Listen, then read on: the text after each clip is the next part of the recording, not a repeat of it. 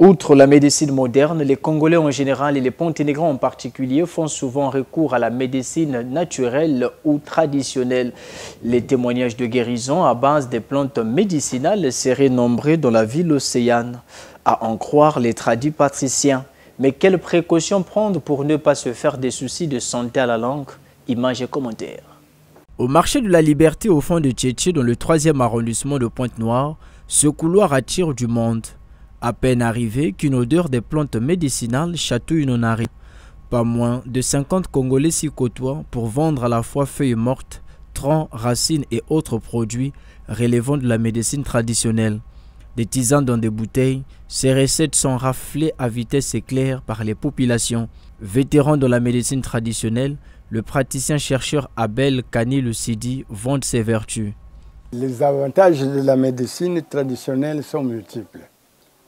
En ce sens que toutes les maladies traitées dans la médecine moderne sont les mêmes qui sont exactement et parfaitement traitées, deux fois mieux par rapport aux patients qui se présentent à nous. Selon les maladies qui sont présentées à nous et en fonction des plantes médicinales que nous leur proposons, que nous leur remettons à titre de soins, ils guérissent parfaitement.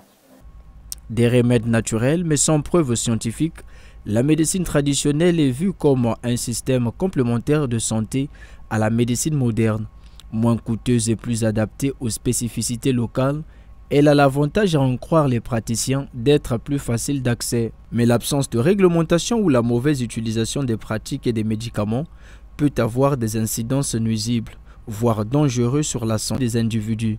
Le docteur Abdel Salam, praticien consultant à Semat Nature, tire la sonnette d'alarme. Le surdosage des produits peut amener le patient à pratiquement... Prenons le cas où nous avons le foie, je prends un cas très simple. Nous avons le foie qui est très délicat et puis nous avons aussi le rein qui est délicat. On va essayer de voir si on a un patient qui a sous cette pathologie-là. Si vous ne maîtrisez pas cela, au vu des résultats que vous avez, vous allez l'abîmer le foie, vous allez abîmer ses reins et vous allez l'amener à une mort certaine. Dans leur stratégie de communication et de vente, les praticiens présentent souvent la passe selon laquelle la médecine traditionnelle a la réponse à n'importe quel souci sanitaire. Le docteur Abdel Salam s'inscrit en faux contre cette assertion. Ce n'est pas toutes les maladies que la médecine traditionnelle peut traiter. Je prends un cas très simple. Vous pouvez arriver, prenons le cas dans la stérilité, et qu'il y a des varicocèles, il faudrait qu'on les enlève. On vous dira qu'il faudrait que vous fassiez opérer. Ça, c'est la première des choses. Je prends un cas très simple où c'est toujours, parlons, le problème de la stérilité, les myomes et autres. Et si ces myomes-là arrivent au stade où il faudrait qu'on les opère pour que vous puissiez vivre, il ne faudrait pas que vous bloquez le patient sans le faire, sans lui dire la pure vérité que non. Là où nous sommes, il faudrait que vous fassiez opérer pour être très bien, pour être guéri.